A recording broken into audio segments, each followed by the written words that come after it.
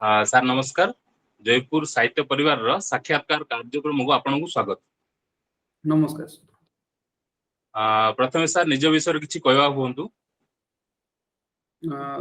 ମୋ ନାଁ ମାନସ ରଞ୍ଜନ ଦାସ। ମୁଁ ଏବେ finance department government of Odisha under जो ऑफिस अच्छी डायरेक्टरेट ऑफ ट्रेजरी से ट्रेजरी रे मु असिस्टेंट डायरेक्टर हिसाब रे काम करछि। मु बेसिकली बिलोंग करछि केन्दुझर डिस्ट्रिक्ट रो। केन्दुझर डिस्ट्रिक्ट रे गोटे गाँव अच्छी कंचन डुमरिया, तो से गाँव रे मो बापा माँ अच्छे से मैंने दी जन जाक टीचर से मैंने एबे भी टीचिंग गवर्नमेंट स्कूल रे टीचिंग करूछंती। तो मु छोट बड़ी भी तांको पाखरु पढ़ितली, माने हाई स्कूल जाए तांको पाखरु पढ़ितली। तापरे हाई स्कूल रे पुणी मु पढ़ली रांकी जो हमर एकलव्य आदर्श विद्यालय सबु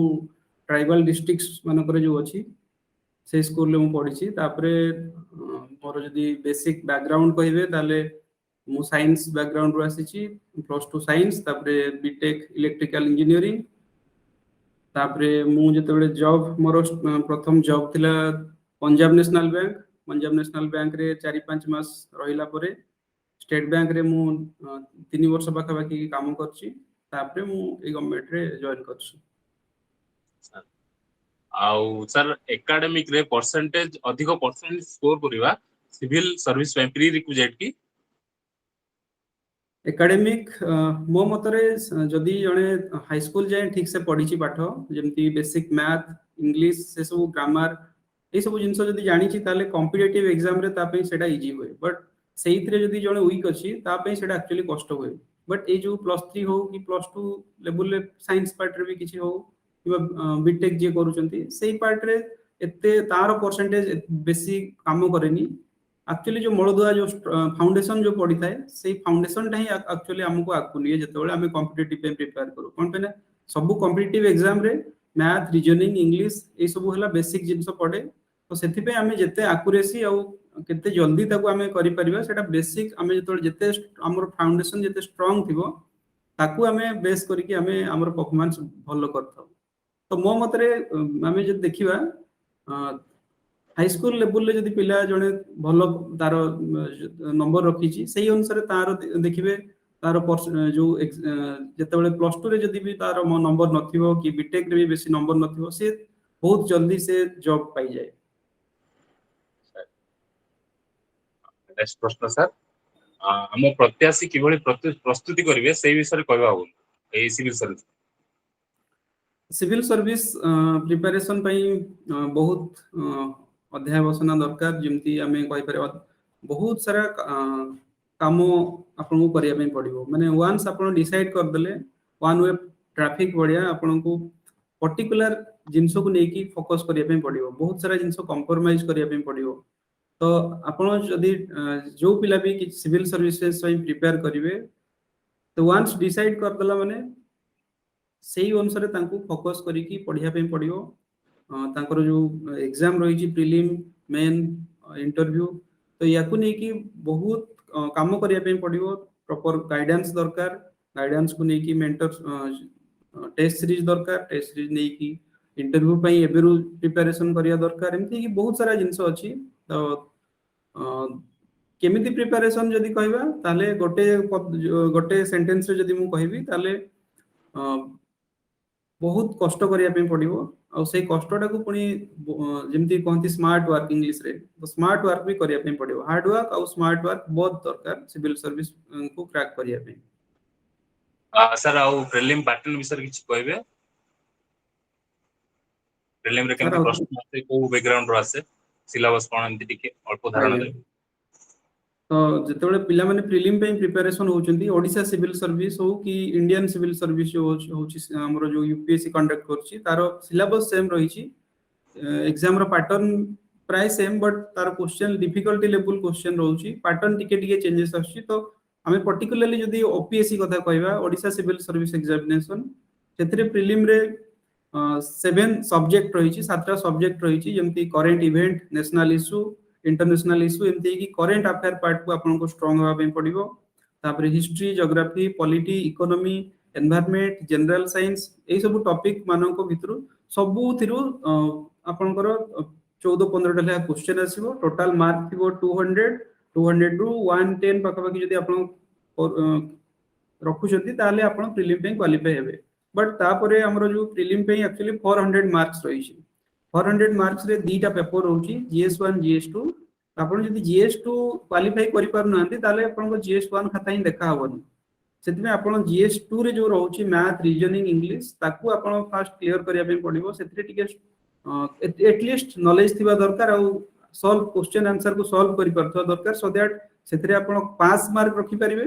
ପାସ୍ ମାର୍କ ରଖିଲେ ୱାନ୍ସ ତାକୁ କ୍ୱାଲିଫାଇ କଲେ ତାପରେ ଯାଇକି ଆପଣଙ୍କର ପେପର 1 ଖାତା ଦେଖାଯିବ। ତେଣୁ ଦିଟା ଯାକ ଏଥିରେ ଇମ୍ପୋର୍ଟାନ୍ସ ରହୁଛି। ଆମର ବେସିକ ଆପ୍ଟିଟ୍ୟୁଡ ନଲେଜ ଇମ୍ପୋର୍ଟାଣ୍ଟ, ତାପରେ ଆମର ଜିକେ ଆକ୍ଚୁଆଲି ଆମର ଯୋଉ କଟଅଫ କୁ ନେଇକି ଯୋଉ ଡିସାଇड ହଉଛି ସେଟା ଜିକେ ପାର୍ଟ କୁ ନେଇକି ବା जनरल स्टडी जो ଆମେ କହୁଛନ୍ତି ସେଇ ପାର୍ଟ ରୁ ଆମେ ବେସିକାଲି ଫୋକस କରୁଛେ। ତ ପିଲାମାନେ जो माने पढुଛନ୍ତି ସେମାନେ ସବୁ ସବଜେକ୍ଟ କୁ ନେଇକି ଥର ହବା ଦରକାର। ତାଙ୍କର ସିଲାବସ କୁ ନେଇକି ସବୁ, ଏମିତି ନୁହଁ ଯେ ସେମାନେ GS2 କୁ ନେଗ୍ଲେକ୍ଟ କରିବେ ବା GS1 କୁ ନେଗ୍ଲେକ୍ଟ କରିବେ। ଯୋଉଟାକୁ ନେଗ୍ଲେକ୍ଟ କରିବେ ସେଥିରେ ମେ ବି କିଛି ପ୍ରୋବ୍ଲେମ ହେଇପାରେ। तो एबे जदि आमे ओवरऑली देखिबा प्रीलिम्स सीसैट रे भी, सीसैट जो GS2 कथा आमे कहूचे, से GS2 पार्ट रे भी बहुत पिला फेल हे जाउछनी, सो दैट से माने प्रीलिम भी क्लियर करि पारुना। तो प्रीलिम रे ए सब सब्जेक्ट पढिया पे पडियो। सर आपण निजे केमति प्रिपेयर करथले? मु सर जेतबेले थिली स्टेट बैंक ऑफ इंडिया रे, इवन पंजाब नेशनल बैंक रे सेतेबेले ही प्रिपरेशन स्टार्ट करथली। बट जेतबेले मु बरहमपुर रे पोस्टिंग थिली सेतेबेले डेडिकेटेडली प्रिपेयर हेतिली। मोर 2015 हला फर्स्ट अटेम्प्ट। 2015 रे मु प्रिपरेशन जदियो करथिली बट सेते इफेक्टिव नथिला। तो 2015 रे मु क्वालिफाई हे परलिनी, इंटरव्यू स्टेज जाय जाईथिली। तापरे मु 2016 तार एग्जाम पे भलो से पढ़ली, किंतु सेतरे बहुत टाइम जेतो हमको मिलेनी, जेतो बैंक जॉब रे बहुत सारा कम टाइम मिले। तो सेतरे स्ट्रैटेजी टिके अलगा रखिया पे पड़े। आपन को सब बेले जत्ते भी टाइम मिलुची निजो पे ताकू पढ़िया पे पड़ियो। तो मु कोन करथली ना, सकाळू संध्या बेले जत्ते टाइम मिलुथिला 5-6 घंटा, से 5-6 घंटा को मु भल से यूटिलाइज करथली। माने प्रीलिम पे पढुथली, मेन पे पढुथली, इवन टेस्ट सीरीज भी नेथली। तो ए सब जिंस थिला, बट निजे पढा पढी करथली। बट टेस्ट सीरीज निहाती दरकार गोटे प्रीलिम की मेन क्वालिफाई करिया पे। सर न्यूज़ पेपर किछ रोल रहउती? हाँ sir, newspaper important role रहउची। सब बेले न्यूज पेपर आपनकर प्रीलिम पे इंपोर्टेंट, मेन पे इंपोर्टेंट, इंटरव्यू पे बहुत इंपोर्टेंट। इवन आपनकर जदी सजेस्ट करिवे ओडिया रे जदी हम देखिबा संवाद किबा समाज गोटे पढिया पे पडियो, ओडिया भी स्ट्रांग होबा दरकार। तापरे इंग्लिश रे जदी हम देखिबा द हिंदू इज बेस्ट। तापरे इंडियन एक्सप्रेस जदी पिला माने फॉलो करि परिबे, बट जनरली मु फॉलो करथली द हिंदू, तार एडिटोरियल आउ संवाद रो जो इंपोर्टेंट आर्टिकल जेमति देश विदेश जे तार सेक्शन थाए, तापरे नेशनल इश्यू को नेकी जो सेक्शन था, हेडलाइन पर्टिकुलरली जो उडा थाए, तो ए सब सेक्शन को नेकी बोथ ओडिया और हिंदी न्यूज पेपर निहाती पढिया दरकार। सर हमरो स्टेक होल्डर एमति किछ पिला अछंती जो माने फर्स्ट टाइम न्यूज़ पेपर पढिबे सर, ए सिविल सर्विस को प्रिपेयर करिवे, समस्त न्यूज़ पेपर पढंती, किंतु को नजर रे से माने न्यूज़ पेपर पढिया दरकार और न्यूज़ पेपर पढिया स्ट्रेटजी केमति हो, कोन समय रे हम अधिक पढि परिबा, से विषय किछ मत रखन। वंस आपण जदि डिसाइड कर दोचंती सिविल सर्विसेज पे पढुचंती, ताले आपण को दीटा काम आगो करिया दरकार। न्यूज़ पेपर को छाडी की आपण को जाई की सिलेबस को देखिया पे पडियो। सिलेबस रे जो सब्जेक्ट्स रहिची से सब्जेक्ट को थरवा पे पडियो। कोन पे ना आपण को खाली प्रीलिम पे मेन प्रिपरेशन कले हेबनी। मेन पे जो सब्जेक्ट्स रहिची सेथिरे को सेक्शन रे को पार्ट रहिची। सपोज हमें कहबा इकोनॉमी हमें सेक्शन पढुचे, इकोनॉमी रो न्यूज़ पेपर रे इकोनॉमी सेक्शन रो एडिटोरियल देची कि माने किछि न्यूज़ देची। आमे जदि जानिथिबा सिलेबस आउट से तार सब टॉपिक बा सब यूनिट को जानिथिबा जे एई पर्टिकुलर जिंसटा हमरो एग्जाम रे काम दबा, हमें केते बेले जानि परिबा ना सिलेबस को जेतोले लिंक करि परिबा। तो इनिशियली जेतोले हमें प्रिपरेशन जो पिला माने स्टार्ट करूचंती, मु एडवाइस करिवि जे से माने प्रीलिम मेन सिलेबस को पूरा थरो होंतु। तापरे जेतोले न्यूज़ पेपर को पढंतु, जे से माने गोटे जिंस को देखंतु जे एई जो न्यूज़ पेपर आर्टिकल डा अछि सेटा कोउथि पे दरकार हे पारे, को सेक्शन पे दरकार हे पारे। GS1 रे दरकार हुए ना GS2 रे, जदि GS2 रे दरकार होछि सेटा को टॉपिक रे दरकार होछि, जदि को टॉपिक रे दरकार होछि तार सब टॉपिक कोटा एमति हे कि ताको जतबे लिंक करि परिबे सेतबेल को न्यूज़ पेपर पढिबाटा बहुत इजी हे जिवो। सर आ सर मेन विषय किछ कहबे, मेन एग्जाम से मेन एग्जाम जो माने एबे जदी प्रिपरेशन करछंती 2021 पई जो माने प्रिपरेशन होछन तांकर सफिशिएंट टाइम अछि एबे नोटिफिकेशन बाहर छी तो मेन एग्जाम पे एक्चुअली 6 मंथ मिनिमम 6 मंथ दरकार टाइम कंपनी सब सब्जेक्ट यदि हम देखिबा GS1 GS2 और एसए प्लस ऑप्शनल बट तार टोटल मार्क ला 2000 मार्क रो ऑप्शनल पेपर रो वेटेज बेसी ऑप्शनल पेपर जो दीटा सब्जेक्ट रही सेटा 60% वेटेज रहउची तो ऑप्शनल सब्जेक्ट को आगो कंप्लीट करिया दरकार और ऑप्शनल सब्जेक्ट जदी चूज करछंती सेते बेल को जीएस पार्ट रे जोडा कॉमन सिलेबस रही सेटा भी चूज करले आपण जल्दी सिलेबस को कवर करि परिबे तो सिलेबस को जत्ते केमती कवर करिवे ना सिलेबस रे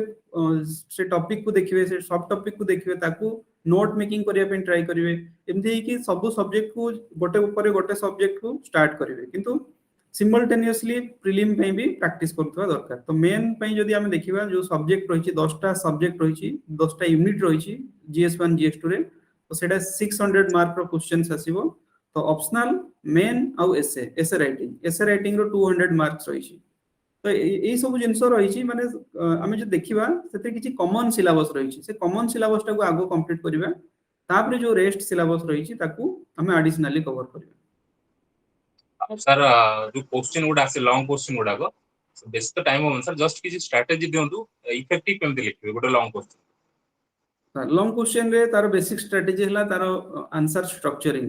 यदि हमें आंसर स्ट्रक्चर भी यदि करथबा ठीक ठाक ताले हम यदि कंटेंट यदि भी किछि माने मिस करूछि ताले भी हमें भलो नंबर रखि परिबा तो स्ट्रक्चर जो पार्ट रहिछि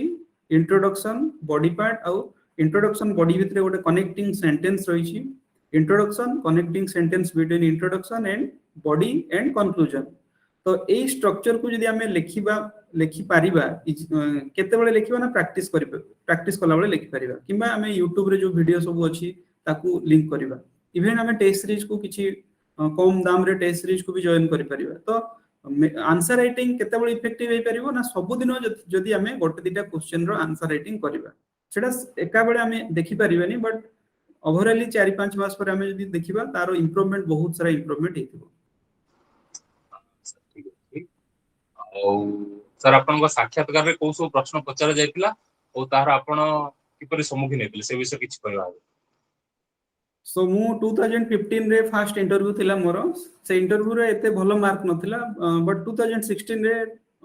मोर भलो मार्क थिला तो 2015 रे मते ओनली 80 मार्क्स देथिले तो सेथिरे मते बहुत बेसिक क्वेश्चन पचारथिले बट जेहेतु मो पकरे बहुत कम टाइम थिला से तबळ मु भल से प्रिपरेशन हेई नथिली तो सही जो 2015 रे जो क्वेश्चंस पचारथिले सेउडा टी बहुत बढ़िया बढ़िया क्वेश्चन पचारथिले जेमती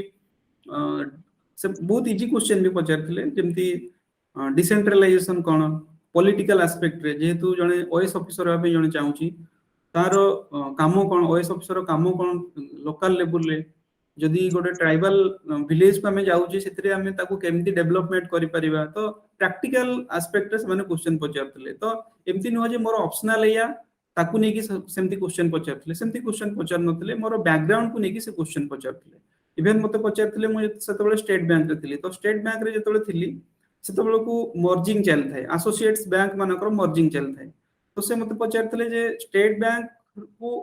बैंक तो अछि बट एसोसिएट बैंक ताकू कोन पे एसोसिएट बैंक ऑफ इंडिया को जाउछि तो सेही टाइप रो क्वेश्चन पचारथिले तापरे 2016 रे जेतबेले मु मेन इंटरव्यू देली अगेन मोर जेहेतु फाइनेंस बैकग्राउंड थिला तो मते बेसिकली फाइनेंशियल एस्पेक्ट पचारथिले सेतबेले को हमरो पीएनबी क्राइसिस चलथिला पीएनबी लोन क्राइसिस सेतबेले नीरव मोदी केस चलथिला तो ताकू नै की क्वेश्चन पचारथिले तापरे इवन पॉलिटिकल एस्पेक्ट रे जदी देखिबा सेतरे हमो डिस्ट्रिक्ट जेहेतु केन्दुझर को नै की तारो कॉन्स्टिट्यूएंसी केतटा कॉन्स्टिट्यूएंसी रे कोटा रिजर्व सीट कोटा अनरिजर्व सीट ए सब जिंस पचारथिले तनो प्रैक्टिकल एस्पेक्ट जोटा माने हमको देखुचंदी हमें सेही जिंस ही से माने पचारचंदी आ ज्योग्राफिकल एस्पेक्ट पचारथिले मु जेहेतु सेतबेल को बरहमपुर रे पोस्टिंग थिली इवन तापर मालकानगिरी भी पोस्टिंग थिली सेतबेल को 2016 इंटरव्यू बेल को तो सेतबेल को जो भुवनेश्वर सपोज भुवनेश्वर ला हमर कैपिटल तो भुवनेश्वर बरहमपुर गला बेल को इंपोर्टेंट प्लेसेस हमें देखिया पे पाउचे भुवनेश्वर मालकानगिरी को गला बेल को इंपोर्टेंट प्लेसेस हमें देखिया पे पाउचे तारो कैरेक्टरिस्टिक्स कोन ए सब जिंस पचारथिले माने बहुत प्रैक्टिकल क्वेश्चन ही पचारथिले सर पिला मनकर हम प्राय ओटे कंप्लेंट थाए एमती करप्शन हे गला ए मंत्री रो पुओ आर सेटिंग एमती अछि ए विषय टिके पिला मन हमर गाइडेंस दियंतु सर। सो करप्शन को तो जदि हम देखिबा करप्शन कौन कहीं जान ना माने करप्शन रो बहुत सारा फॉर्म्स अछि तो करप्शन को नै कि हमें से ओपीएससी रो सिलेबस रे भी अछि करप्शन कौन करप्शन को हमें केमती कमै परिबा तो करप्शन तो आमे जदि मते जदि आपण पर्सनली पचारिबे करप्शन को हमें केमती कमै परिबा ना हमें जदि प्रैक्टिकली देखिबा करप्शन को कमै परिबानी करप्शन को हटै परिबानी बट कमै परिबा सर्टेन एस्पेक्ट हमें जदि काम करिबा जेमती हमें आरटीआई को स्ट्रांग करि परिबा किबा हमर जो माने एस्पिरेंट्स माने रहिसंती किबा लोक माने जो रहउसंती ग्राउंड लेवल ले जदि जते सचेतन होबे सेते हमें करप्शन को रखि परिबा किंतु ए जो एग्जाम को नै कि जो जहार चिन्हा अछि से पाई जाउछि सेटा मु एते बिलीव करेनी कोन पैना मु जेतबे प्रिपरेशन होछि मु जति कष्ट करी कि मु जो अनुसार क्वालिफिकेशन माने पाइछि सेही अनुसार मु जे देखिबि मु सेमति किछि माने रियलाइज करिनी बा अंगे निभेनी जे करप्शन एग्जिस्ट करूछि ओपीएससी रे तो अलगा बोर्ड को अलगा कोथरे माने करप्शन होउथबो किंतु ओपीएससी रे सेमति इंस्टेंसेस मो नजर रे आसिनी बट मे बी किछि प्रॉब्लम रहउछि ओपीएससी रे जेमति आपण कहि परिबे ऑप्शनल सब्जेक्ट रे को पिला को बेसी मार्क दे दिया जाउछि को पिला को कम मार्क दे दिया जाउछि माने optional subject two subject vary करूछि तो ओपीएससी सेतरे रिकमेंडेशन करिया दरकार जे गोटे सब्जेक्ट जदी 300 टू 275 पिला पाउछंती बट सेतरे गोटे सब्जेक्ट रे 275 पिला पाउछंती सेतरे हला आ गोटे सब्जेक्ट रे पाउछंती 200 220 230 एमती मैक्सिमम 230 पाउछंती तो सेतरे कोन रहउछि ना गोटे भेरी रहउछि जो पिला गोटे पर्टिकुलर सब्जेक्ट को चूज करूछि ऑप्शनल तो ऑप्शनल जे चूज करूछि से अनुसार तारो मेरिट लिस्ट बेटर होउछि इवन किछि पिला पाउ भी नांती जदी ऑप्शनल जदी भलो चूज करू नांती तणो ताले हम कहि परिबा ओपीएससी करप्शन फ्री। हां sir OPSC obviously corruption free but किछि इशू रहिछि माने corruption related issue no but पिला मानकर जेन्युइन इशू जोडा हमें जेमति कहबा से जो एग्जांपल दोछि ऑप्शनल को नेकी इशू रहिछि सेगुडा को जदी से सॉल्व करि परिबो आ जो टाइमलाइन रहउछि से टाइमलाइन रे जदी एग्जाम करि परिबो ताले ओपीएससी को आउट के हमें ट्रस्ट करि परिबा। सर आउ इंटरव्यू पय किछि ड्रेस कोड रा आवश्यकता रहउछि कि इंटरव्यू पय सर सेमति किछि ड्रेस कोड नाही बट फॉर्मल हवा दरकार जेमति हमें ब्लैक पैंट पिनुचे आ लाइट कलर ड्रेस शर्ट पिनुचे मु इवन एमति नॉर्मली अपियर करथली जेमति ब्लेजर आ टाई से सब यूज करि नथली किंतु जदी पर्सनल चॉइस अछि यूज करि परिबे किबा आईपीएस को जदी जाउचे आईपीएस ओपीएस को जदी प्रेफर करचंती ताले मे भी जाई परंती कोन पैना सेथरे यूनिफॉर्म अछि ओपीएस रे यूनिफॉर्म को बेस करिके से माने करचंती किंतु सेथरे से माने ब्लेजर टाई यूज करि परिबे किंतु सेटा मैंडेटरी नो सर ठीक है सर आउ आजिकल रो समाज रे जुगो पढ़ी प्रेम व्यापार रे पढ़ी कि निजर कैरियर नष्ट करचंती से विषय की संदेश देबे सर। तो सेटा गोटे क्रिटिकल इशू जेमती लव जो कहउचंती प्रेम तो ताकू नै कि तो बहुत सारा इशू रहइबो माने सेमती किछि तारो लिमिट नै मो केस रे लव कोन आपनो केस रे लव कोन से भेरी करूची बट निजरो जदी स्ट्रांग अछि तमे जदी मु जदी गोटे पिला को पचारिबी तमे जदी पाठ पढा रे स्ट्रांग अछो ताले तमे लव को मैनेज करी कि तमे आगो को जाई परिबो बट ओपीएससी बा सिविल सर्विस एमती एग्जाम न हो कि तमे ताको मैनेज करि परिबो तणो निजो ऊपर से डिपेंड करे तो इवन जदी मते जदी चूज मु जदी एबे मते जदी पचारिबे जे आपण काहा को चूज करिवे लव को चूज करिवे ना कैरियर को चूज करिवे तो ऑब्वियसली मु जदी सेही फेज रे मते पचारिवे जेतोले प्रिपरेशन स्टेज रे मु कैरियर को ही चूज करिवे कोन पे ना फास्ट आगो एस्टैब्लिशमेंट हबा दरकार एस्टैब्लिशमेंट हला परे आपण चाहा करंतु सेतिरे आ किछि प्रॉब्लम हुएनी बट आपण जदी से लव रे फसी जाउचंदी तारले आपण को कैरियर पूरा बर्बाद हो जाउची कैरियर ऊपर पूरा अफेक्ट रहउची तो किछि किछि केस रे लव भी साथ दउची कोन पे ना जदी हमें देखिबा सपोज दी जण पोजियो रिलेशनशिप रे अछंती से माने दी जण जाको जदी पढा पढी करचंती गोटे एग्जाम पे ताले सेतिरे काम दबो सेटा बहुत बढ़िया माने काम करि पारे बट जियो जदी तारो लाइन अलगा अछि पुओ अलगा लाइन रे चाहूची सिविल सर्विस पे प्रिपेयर करची या पिला अलगा लाइन रे अछि जियो सिविल सर्विस पे पढुची ताले सेतिरे मे भी किछि प्रॉब्लम आसी पारे तनो कोन पे ना सेतिरे सिविल सर्विसेज पे हमको टाइम मैनेजमेंट करिया पे पडियो time management in the sense हमें पूरा डेडिकेटेड हवा पे पडियो सिविल सर्विस एग्जाम पे सर मु गुड जार पढितली सर एटा हमर पर्सनल एक्सपीरियंस गुटे हार्मोन गुटे अछि ता ना अछि डोपामाइन ହଁ ସେ ଯେତେବେଳେ କ୍ଷରଣ ହୁଏ ଆମେ ଜଣ ପ୍ରତି ଆଟ୍ରାକ୍ଟ ହଉ, ଆଉ ସେଟା ଯେତେବେଳେ କ୍ଷରଣଟା ବନ୍ଦ ହେଇଯାଏ ସେଠୁ ଆମେ ନିବୃତ୍ତ ହେଇଯାଉ। ଏମିତି କିଛି ଆପଣ ମାନିବାର ଅଛି ସାର୍ ପ୍ରେମଟାକୁ ନେଇକିରି ସ୍ପେସିଆଲି? ହଁ ସାର୍, ମୁଁ ବି ସେମିତି ଆପଣ କହିପାରିବେ ଯେମିତି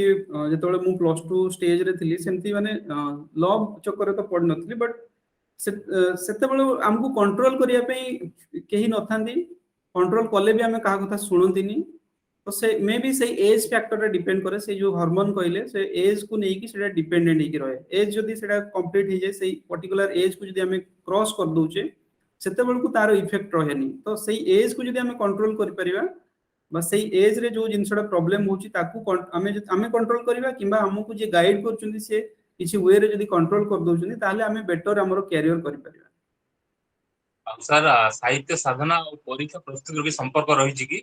ଆଉ ବିଶେଷ ଭାବେ ଦେଖାଯାଏ ଯେ ଯିଏ ଗୋଟେ ଭଲ ଆଡମିନିଷ୍ଟ୍ରେଟର ସେମାନେ ଜଣେ ସୁସାହିତ୍ୟିକ ବି,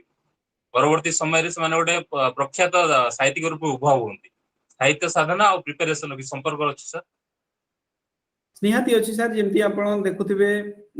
ଆମର ଯୋଉ ଏକ୍ସାମ ପାଟର୍ନ ରହିଛି, ଏକ୍ସାମ ପାଟର୍ନ ପୁରା ମେନ୍ ଏକ୍ସାମ ଯଦି ଦେଖିବା 2000 ର ଏକ୍ସାମ ହଉଛି, 2000 ମାର୍କ ର ସବୁ ଡେସ୍କ୍ରିପଟିଭ ଏକ୍ସାମ। ତ ବହୁତ ସାରା ଥିଙ୍କିଙ୍ଗ ଆସେ, ବହୁତ ସାରା ସବଜେକ୍ଟ ନଲେଜ ଆସେ, ତ ବହୁତ ସାରା ଇନଷ୍ଟାନ୍ସେସ୍ ରହିଛି। ମାନେ ସାହିତ୍ୟ ପ୍ରତି ଆମର ଦୁର୍ବଳତା ବି ରହୁଛି କଣ ପାଇଁ ନା ଇଭେନ 2000 ମାର୍କ ପରେ ବି ଆମେ 600 ମାର୍କ ଆଡିସନାଲି ଇଂଲିଶ ପାଇଁ 300 ମାର୍କ, ଓଡିଆ ପାଇଁ 300 ମାର୍କ ପାଇଁ ଆମେ ଏକ୍ସାମ ଦଉଛେ। ତ ସେଥିରେ ଯୋଉ ପ୍ରିପାରେସନ ଷ୍ଟେଜରେ ଗୋଟେ ଚିନ୍ତାଧାରା ପଳେଇ ଆସେ ବହୁତ, ଯୋଉଟା କି ଆମେ ହାଇସ୍କୁଲ ଟାଇମରେ ଆମେ ସାହିତ୍ୟ ପଢା ଷ୍ଟାର୍ଟ କରିଥାଉ। ସେଇଟା ଆମେ ପର୍ଟିକୁଲାରଲି ଯଦି ଦେଖିବେ ଯୋଉମାନେ ସାହିତ୍ୟ କରିଥାନ୍ତି ସେମାନେ ତ ସିଭିଲ ସର୍ଭିସ ପାଇଁ ଏତେ ପଢନ୍ତିନି, ବଟ୍ ସମସ୍ତେ ଇଭେନ ବିଟେକ୍ କରିଥାଉ କି ଯେ କୌଣସି ସବଜେକ୍ଟ ପଢିଥାଉ ଗ୍ରାଜୁଏସନ ଲେଭେଲରେ, ସେଇ ଟାଇମରେ ଗୋଟେ ପର୍ଟିକୁଲାର ଟାଇମ ମିଳେ ପ୍ରିପାରେସନ ଟାଇମରେ ଆମେ ସାହିତ୍ୟକୁ ନେଇକି ଆମେ ସେଇ ସେଇ ଯୋଉ